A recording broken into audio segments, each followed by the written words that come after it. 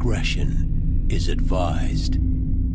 Hey everyone, this video is brought to you by Audible. Audible is offering you a free audiobook with a 30-day free trial membership. All you need to do is go to audibletrial.com/bgunlocked. The link is in the description below, and now enjoy the video. Hey everyone, welcome to the discussion for Valhalla. We just got done playing a 3-player game with 4 expansions. So what do you guys think? Lackluster. Change ye fate! Yeah, so I would like this game if it was 30 minutes. Oh, yes. That's pretty much the extension of my fun, and then it got very samey and very long. And there was another game I feel like we played that we had that same complaint that Yeah. It was Abomination. Cause no, I mean that game isn't. But Definitely anyway, too long. So like this game actually, when I first heard about it, I was like, I don't think I'm gonna like that game because it's literally just cards and dice.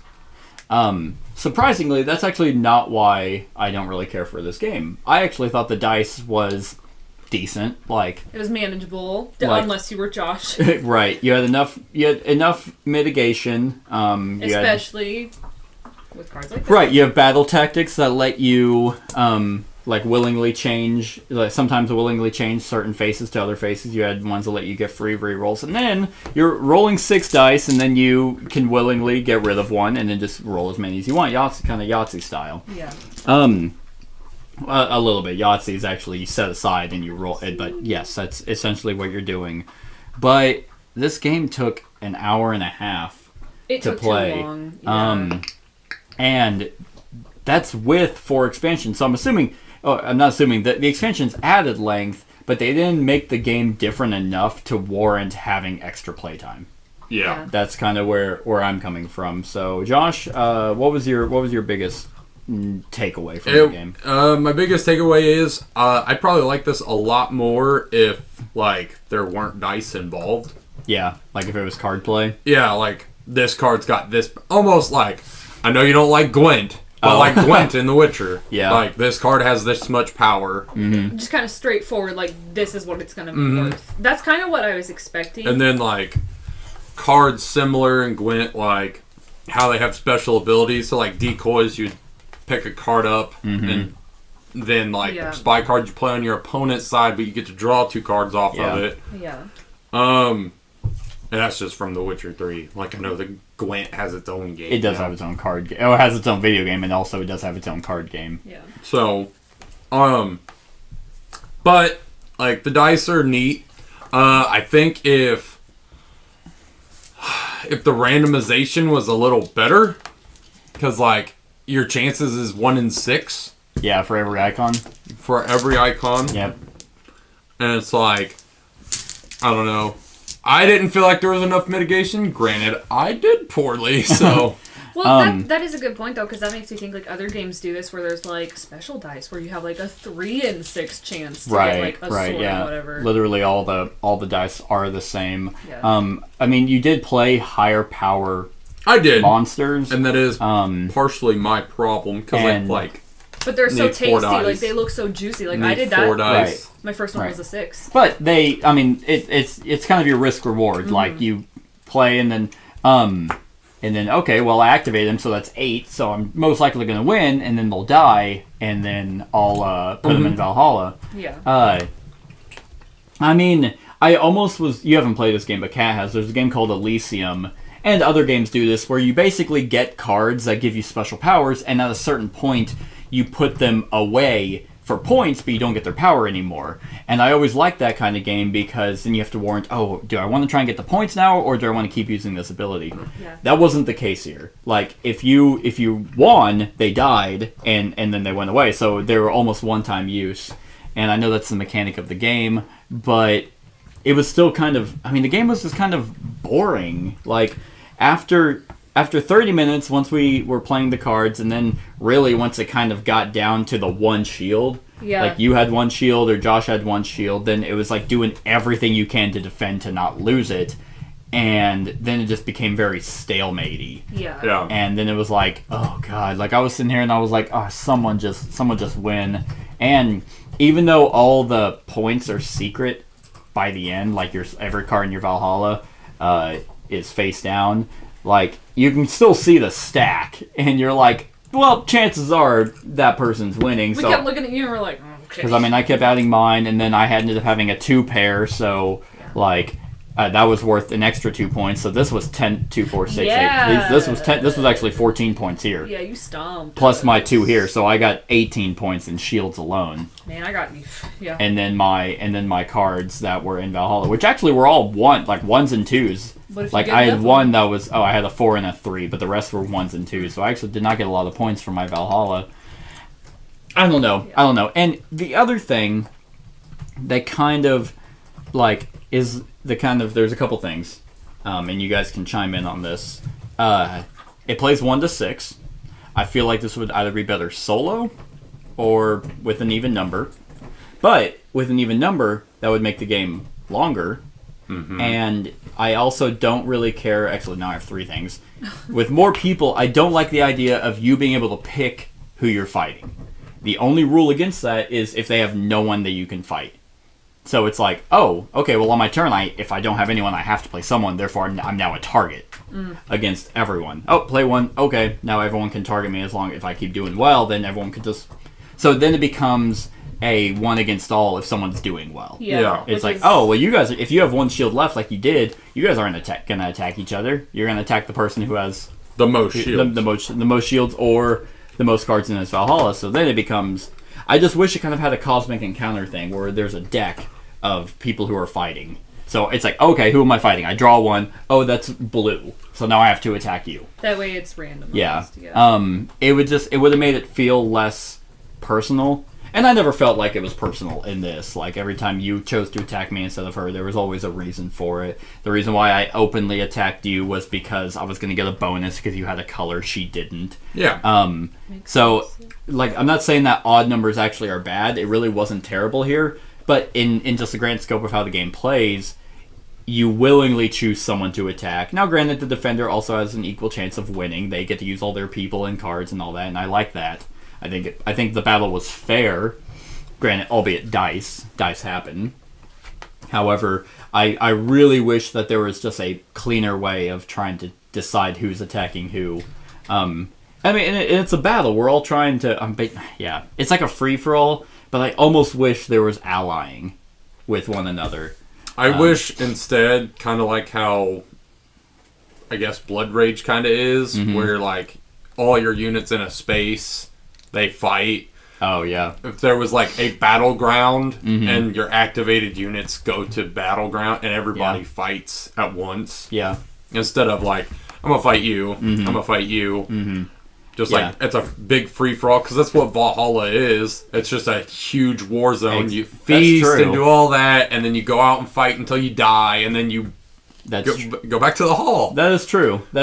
Because, in a game that's, it's supposed to be a free-for-all where you can willingly attack another, or attack and die in battle. But yeah, you're right. Half the time, someone's just sitting there, waiting for everyone to do their thing. They're not participating at all.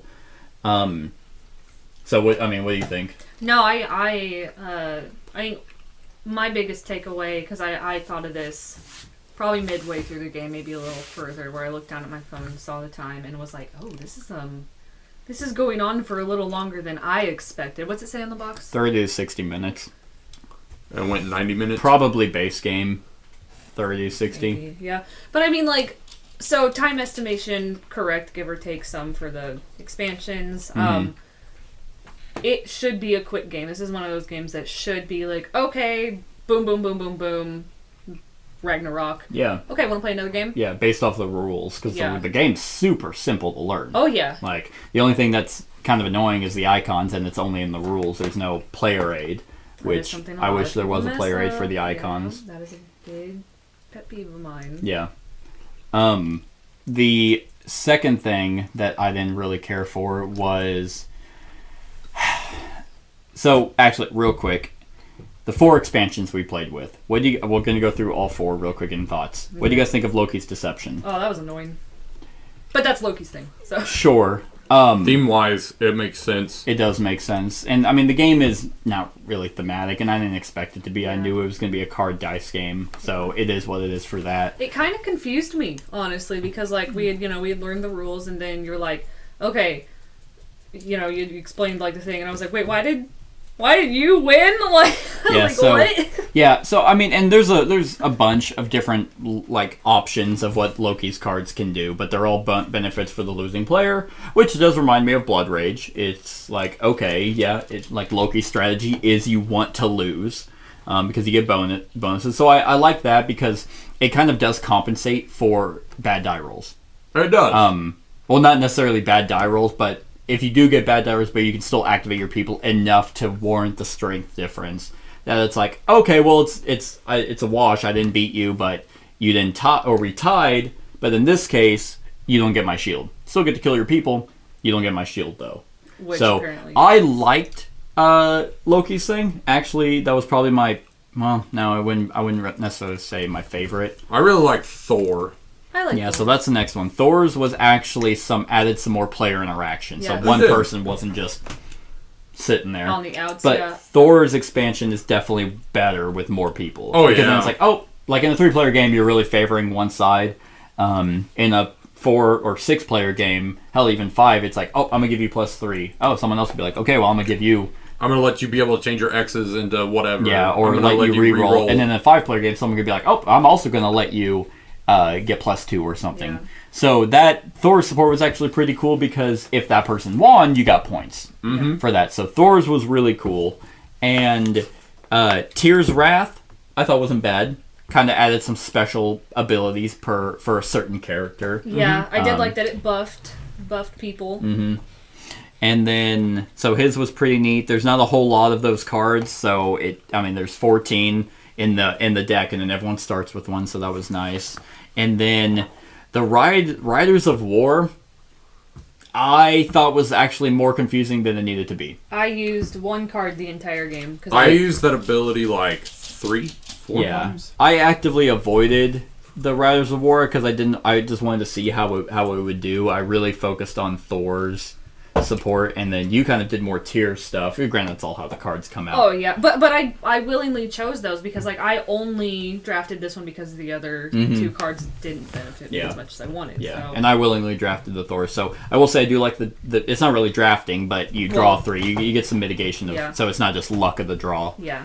But the Riders of War, it's like I wish it was just, hey, get more dice. But the way it's like, you get to keep some, but you only get to keep a certain amount depending on how many you get. It was just weirdly worded. And granted, you used it, and it probably helped you more than hindered you.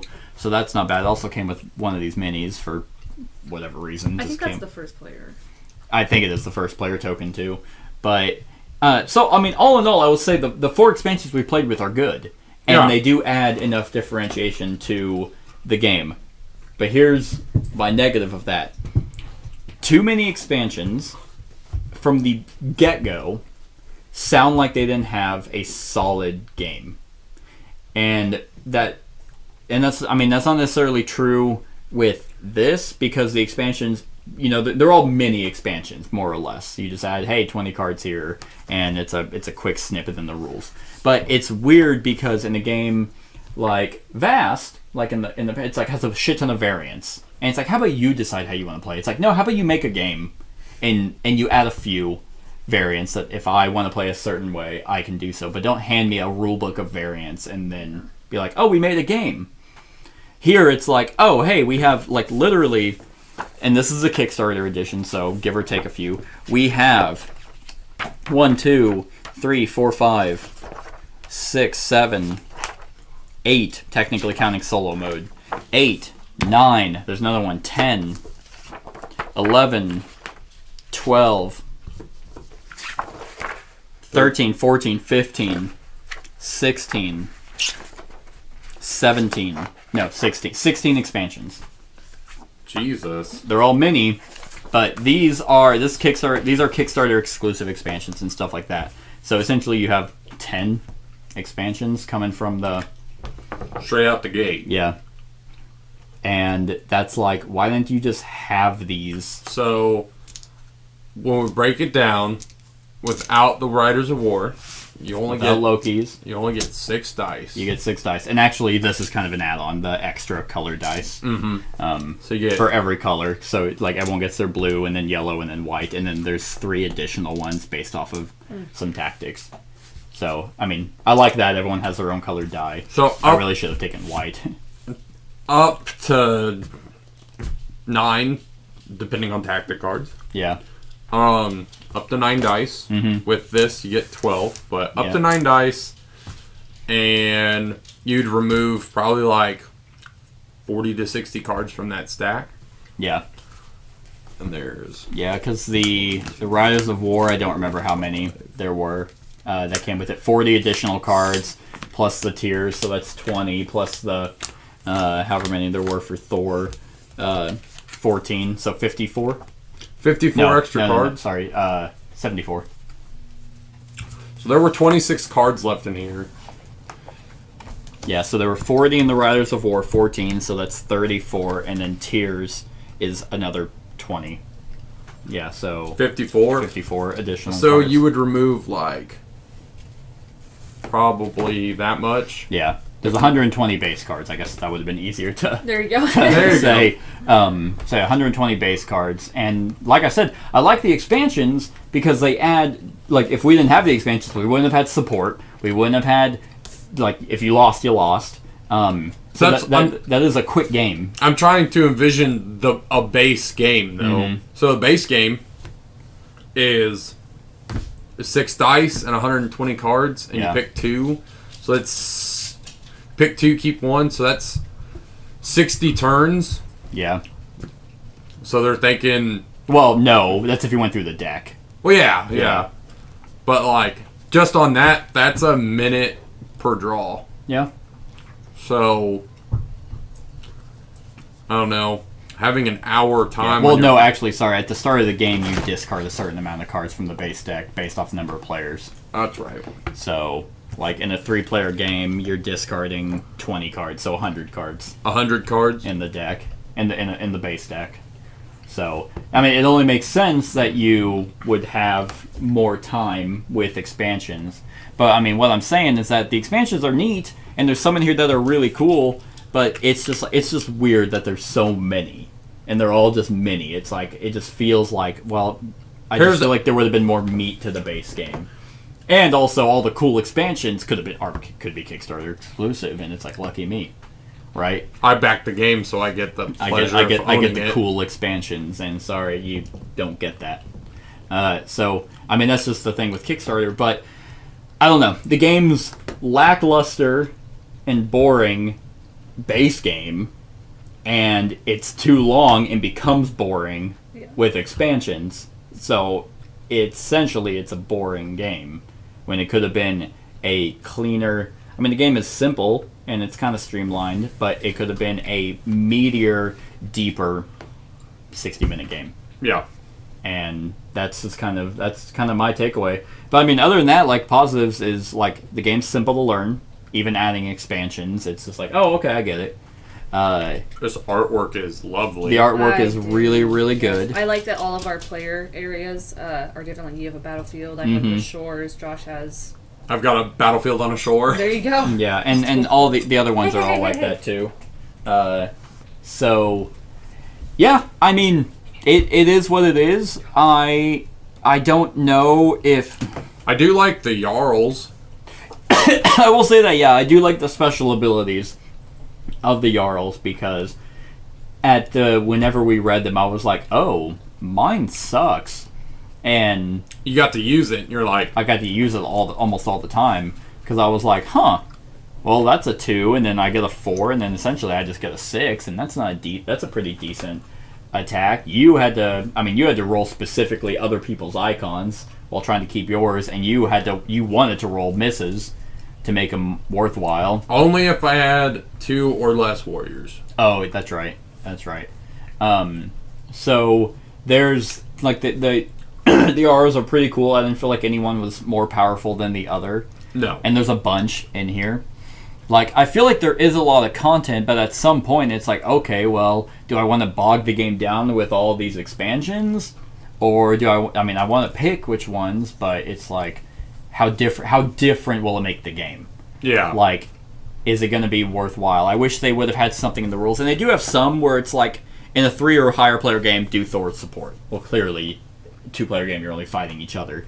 But it's like, I really wish there would have been more, like, specifics on kind of when to add these to, hey, if you want, like there's a game, once again, Elysium, where you have a bunch of different types of,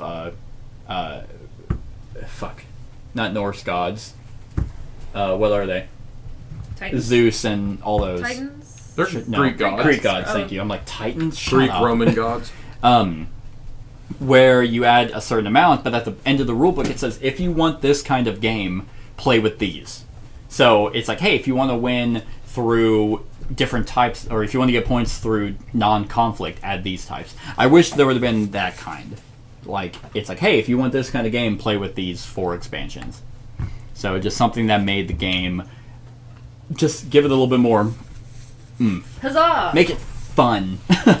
I guess is really where I'm coming from. Give it the ooh. Give it the old goo. Give it the old Gangini, spice it up. Yeah, but ultimately, I thought it was fun for 30 minutes. Then Got a little boring. Then got really, really long, and I was like, man, can someone just fucking lose their last shield and just end the game? Yeah. You guys got anything else? No. Nope. Scale of 1 to 10. Cat.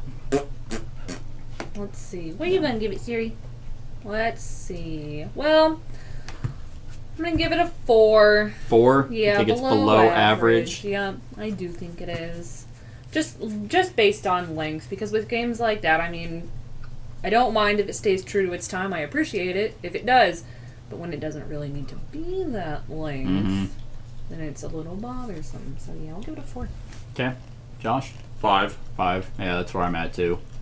Like, I don't think the expansions add enough to make it unique. Yeah, I mean, they're neat expansions to it, but at the same time, like, the problem with the game still showed through the expansions. And here's the thing, here's actually why I'm even, like, I could even give it a 4, because it does something that I hate in games, but I didn't feel it with here, is that, hi Siri, is that all the expansions came with what I got. So I essentially was like, oh, this is what the game is.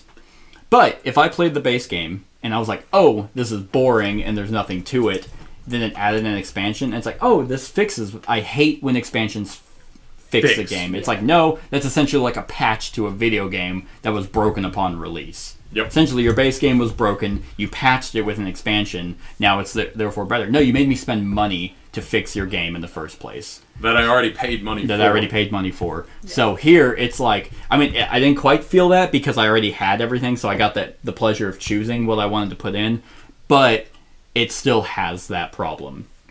So I'm not going to dump it to a 4, because, I mean, I can see people liking this game, but... Like, and I didn't pay that much for it. I think I paid $100 for everything. I mean, that's not bad. It's really not bad. The artwork is, the artwork's really good. The dice are really nice. They're engraved, which is good. The cardboard is good. This playmat's nice. If you want a bunch of expansions, then you get that for $100. I was like, that's kind of a steal. So I'm not mad about the price at all. It's just, and I don't know. It just didn't live up to what I thought it was. Save from the box art, I was like, man, art. this is gonna be awesome, right? Yeah. And it's, yeah, it's So 5s and then a 4. So that's our thoughts on Valhalla, everyone. Let us know what you think of the game in the comments below. Other than that, like, comment, share, and subscribe, and have a wonderful whatever time of day it is for you. Hey everyone, thank you for watching, and I really hope that you enjoyed the video. If you would like to see more of my content, go ahead and click that subscribe button and the bell to be notified whenever I upload any new content. If you feel like supporting the channel, you can go ahead and click that Patreon link to be taken to my Patreon, and any help is truly appreciated. Other than that, stick around for any other run-throughs or reviews or cool top 10s or whatever I feel like putting on. Other than that, like, comment, share, and subscribe, and have a wonderful whatever time of day it is for you.